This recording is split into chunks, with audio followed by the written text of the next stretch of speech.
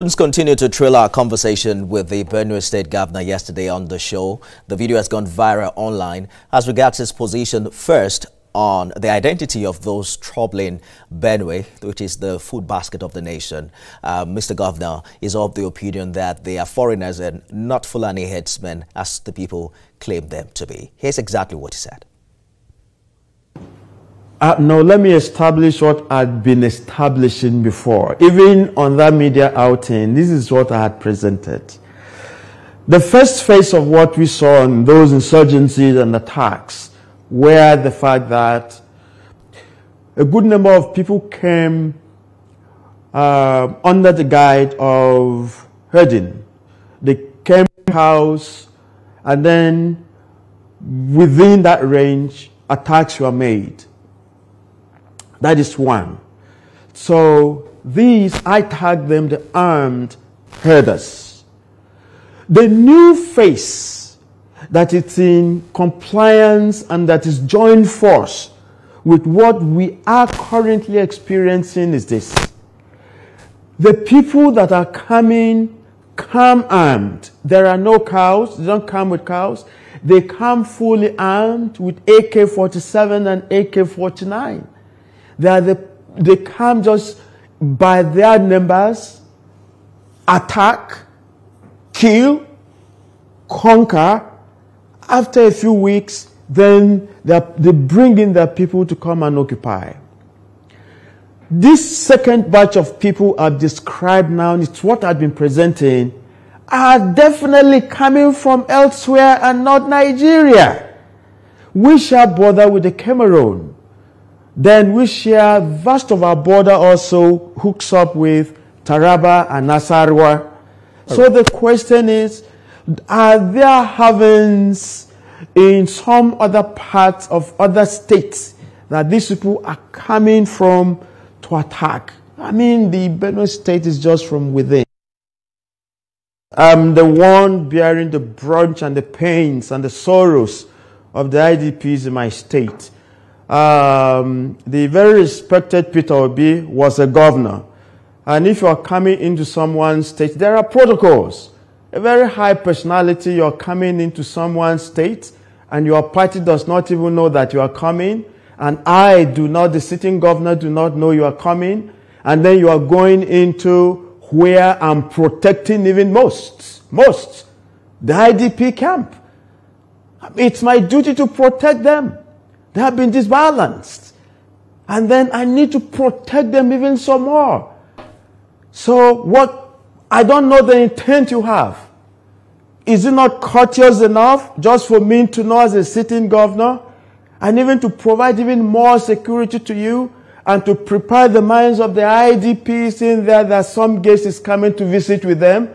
But the gentleman said he made several attempts. We have been getting some United Nations support. He made several attempts to reach you. And there is a United Nations. But you were not reachable. No, sir. There is a United Nations. I mean, that is not a true story.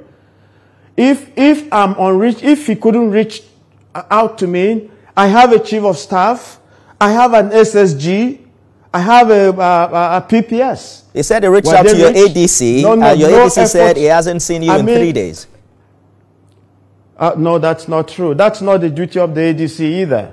But you were talking about protecting the people of Benue. Mr. Governor, quickly, because some UN data is showing malnutrition in Benue IDP camps. Your critics have asked, how does limiting help align with your priestly vow to serve the poor? If according to the gentleman, that his intent is to come and reach out to your people and give to them, how do you respond to these concerns? How would I have known that his intent was just to come and visit these people? I don't want people politicizing the IDPs. They are not there when we're suffering with them. They are not there in their own sorrows. I am. I'm there with my people. And here's the fact. There is a United Nations protocol on any visit to the IDPs. What if someone gets in there and then just starts shooting them down? If you're bringing some food to them, I need to know what kind of food you're bringing to them. I hope we're still communicating. I can't hear you. I can hear you clearly. You're hearing me. I can hear you clearly, okay. Mr. Governor. Yeah, so Yeah, so this is a fact. There are protocols. I mean, and we need to observe them. Because if I just let someone, you just moving from Abuja that you are going to the IDPs, do I know the intent of you visiting the IDPs? I have to know so that they know that no one is coming to attack them.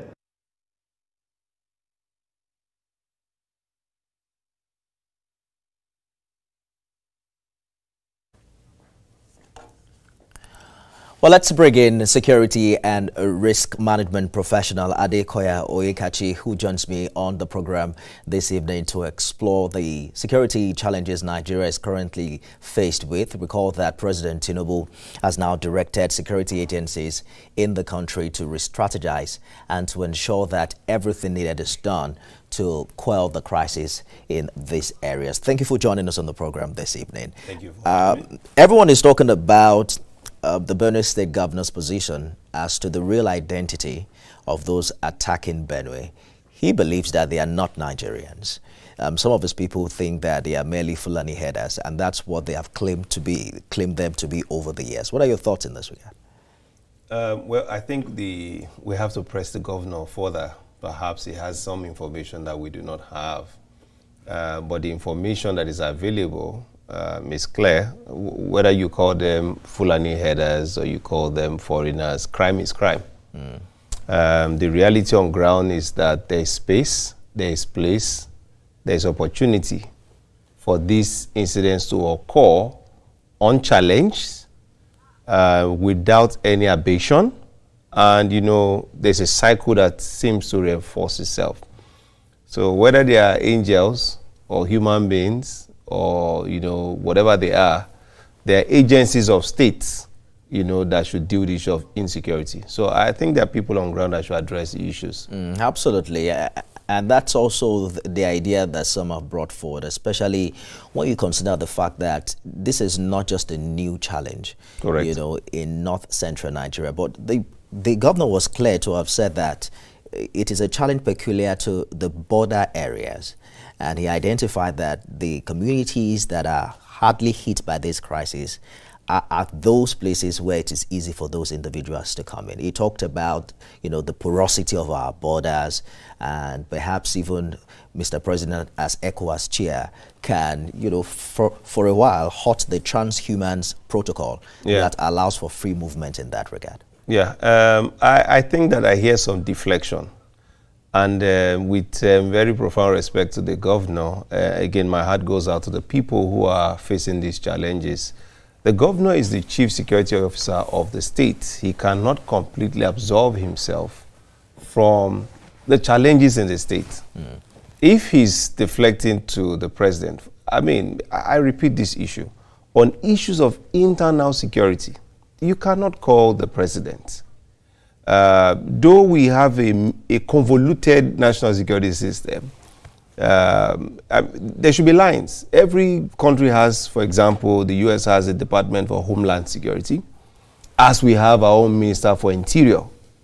They deal with issues of passports, amongst issues they deal with issues of custodial centers, issues of monitoring of the civil defense, and managing private licensed security companies, among other things that the Interior Ministry handles. The governor sits in the police council, where you have the president as the chair of the council, the governors are there, the IGP is there. So the governor cannot completely absolve himself. I think it's a bit of deflection to say, oh, the president should. What exactly should the president be doing? Niger has not invaded Nigeria, to the best of my knowledge. Chad has not invaded Nigeria. Cameroon has not invaded Nigeria. There is no invasion from any of our neighbors. So the territorial integrity of Nigeria is intact. What we have a problem with are local issues. And we keep saying that security issues are local issues. The governors that we have should be able to dominate their areas of responsibility. The governor in Benue is the chairman of the State Security Council. He has command, not control. The president, CEC, retains the control of the armed forces, but the governor has command. some of these state governors don't fund fully the security formations that they have. And that's not to cast any aspersion or to make any allegation. Check the security votes for some of the states. If you can, drill down to what goes actually into security. The biggest problem we have from Sokoto to maybe to Owerri is the issue of logistics. The ability to move personnel from point A to where the action is. To move them first, to move them safely next. Because even the convoy needs to be protected. Next thing is the equipment and then the personnel. So security is expensive. I'm not sure if we are paying the right attention. So we need to begin to throw more light on the states where these issues are reoccurring. I know that there are some extraterritorial issues coming affecting the North Central. But we have some good cases to look at. Governor Babagana Zulum, Professor You're not Zulum, entirely absolving the federal government of a responsibility. No. I don't want to focus conveniently on the federal government. I'm making a point that the territorial integrity of Nigeria is intact, if we agree to that fact first. The governors are the heads of the subnational governments. Who will come and mobilize the people in the state? Is it Mr. President or the state governor? Who will conscientize the people? Who will organize the vigilantes in the states? Who will equip them? Has he made presentations before the National Security Advisor requesting for end-user license for some weapons for the state security network, and that has been refused? Has that been done? What is the state security network? Forget that language. What is the public order, public safety program that Benue State government is running? It's Benue State we're talking about today. The Plateau just had his own case, and then the Plateau State governor, short of saying he's helpless and hapless, you know, he's saying what more can he do? But there's a lot that the governors can do. I give an example every time. I say, when it's time for elections, the governors will mobilize polling units. I'm not talking about the wards. They will mobilize effectively every polling unit, every ward, every council area to ensure that the structures they have, the political structure works. If we are serious about security, the governors can also create a system that can work, bearing in mind their local context, resourcing it, training, ensuring they sit at top of it. Those structures can act as a force multiplier for the federal forces, making it easier for the federal forces. So I don't know how much, I don't have the facts on ground to say how much Benue is doing, but I can tell you for a fact.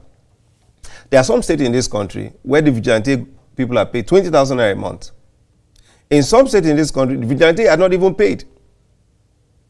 And everybody conveniently faces Abuja and says the president must come. But it's an internal security issue. The sentiment for state police is back in, at the wake of this challenge. Because it was dropped, yes. It was shunned, according to reports, at the last FEC meeting and the NGF meeting. But the feelers is that majority of the governors want it. And some are saying that perhaps it's about time for it to come in as an executive bill directly from the president. I agree, because under President Muhammadu Buhari, this issue was on the front burner.